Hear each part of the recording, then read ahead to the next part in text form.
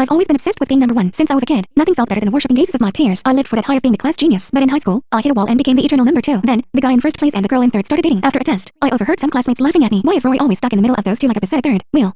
Hiya, passing an empty classroom, I heard the top rank guy tutoring his girlfriend. Baby, if you just score a few more points next time, our names will be right next to each other on the leaderboard. I snapped. You want your names to be together? Fine.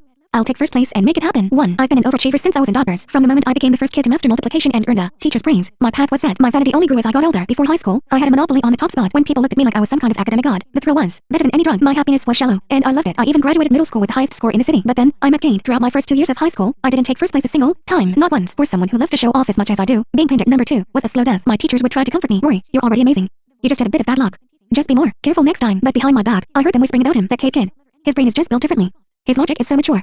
I heard he used to be in national math competitions. When classmates came to me for help, they always managed to stab me in the heart with their compliments. Rory, staying at number 2 consistently is still legendary. You're the only one who can even touch Kate's shadow. The shadow. I'd keep a polite smile on my face, acting like I didn't care. Well, he's just better. What can you do? Inside, I was screaming as soon as they left. My best friend Cassie leaned in with a look of pure mischief. Rory, I've got some tea for you. HMM? I kept my eyes on my workbook, but my ears were wide open. Kate is dating someone. Why should I care? Guess who? I finally looked up. Who? Leah. Cassie whispered. Who is that? Cassie rolled her eyes at me. My God, Rory. If someone ranks lower than you, they don't even exist in your world, do they? She's the girl who's always right behind you and Kate in the monthly rankings. Through Cassie's gossip, I learned more about my rival's secret romance. Kate and Leah were in the neighboring class. Leah used to be ranked in the top 20, but her grades had skyrocketed this semester. Improving by 200 ranks is easy, but moving from the top 20 to the top 3 is another beast entirely. I heard they spend every break doing practice problems together. The top student in the state is her personal tutor. No wonder she's improving so fast. Cassie sighed. I finally remembered who Leah was. I actually did pay attention to the rankings. I just didn't care about names. Back then, she was cute, long dark hair, round eyes, and thick lashes. Don't you have any thoughts on this? Cassie nudged me. The teachers definitely know, but since it's Kate, they're just turning it blind. The school had a strict no dating policy, but when the number 1 and number 3 students stayed just to study together, what can the principal say? Me? Why would I have thoughts? I smiled sweetly. Go ahead, date all you want. I hope you both get distracted and fail. I thought viciously. The final rankings for the semester were posted on the bulletin board. I stood at the back of the crowd, but I could see my name clearly. Number 2. Again, I was so mad I felt like I could eat 3 plates of pasta for dinner out of spite before I could walk away. I heard some guys joking around. Why is Rory always stuck in the middle of those two like a pathetic third wheel? Hiya, seriously, those two are like a wall. But I bet Leah will overtake Rory next time.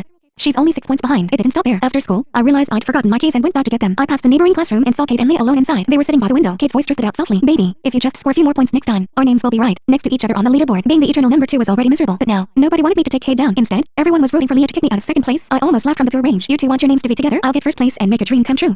2. At dinner, my parents were used to me being second. Second place is incredible. Rory, your mom and I never got grades like that.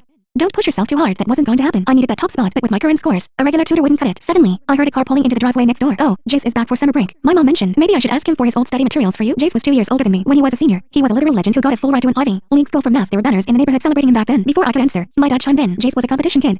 His stuff might be too advanced for our girl. That's when it hit me. I stood up so fast I nearly knocked over my chair. What's gotten into you?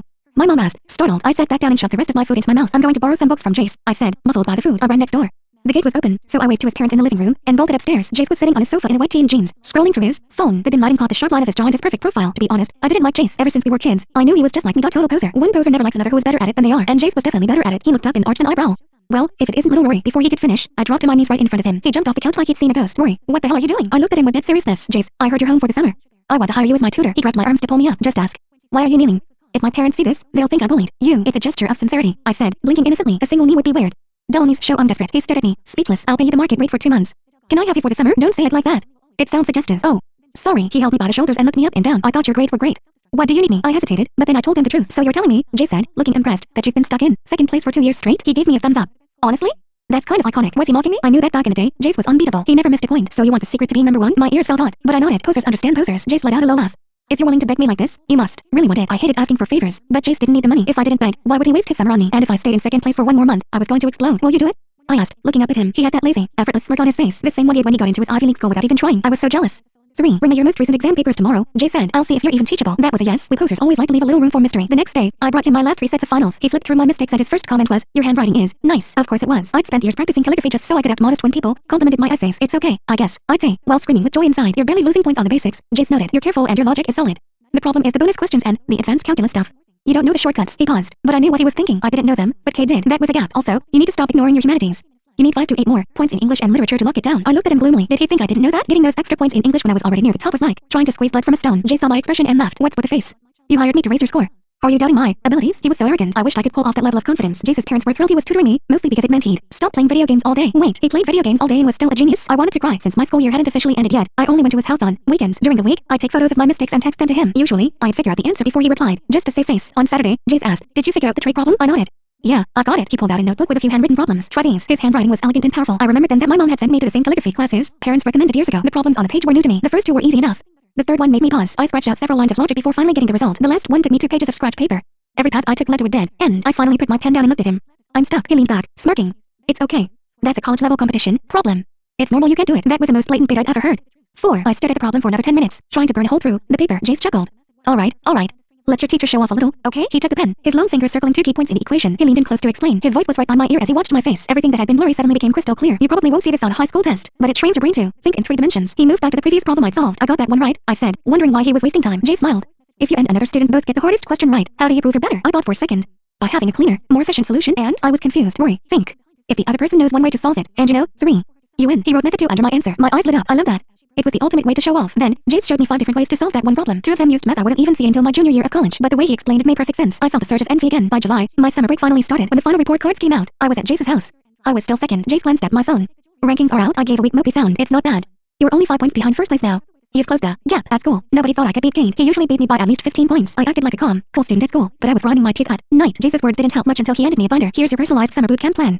Work hard now, and destroy them. Next semester. Who said I was trying to destroy anyone? Jace nodded dismissively. Sure. A soldier who doesn't want to be a general is a bad soldier. A student who doesn't want to be number 1 is just lying. When you want something for 2 years and don't get it, it becomes an obsession. I spent the whole summer at his house, studying like my life depended on it. Whenever Jace took a break, I'd keep doing practice sets at home. Sometimes my friends would ask to hang out. When they asked if I was taking extra classes, I'd give them a breezy smile. No, I'm just staying home, watching shows and playing games. Watching shows was true. I watched 10-minute movie recaps at 3x speed. Playing games was also true. Jace insisted on balance and made me play a few rounds of Call of Duty with him. My friends reacted exactly how I wanted them to. Worry, you're so lucky. If I were you, I'd just relax until graduation too. My mom hired this crazy tutor for me.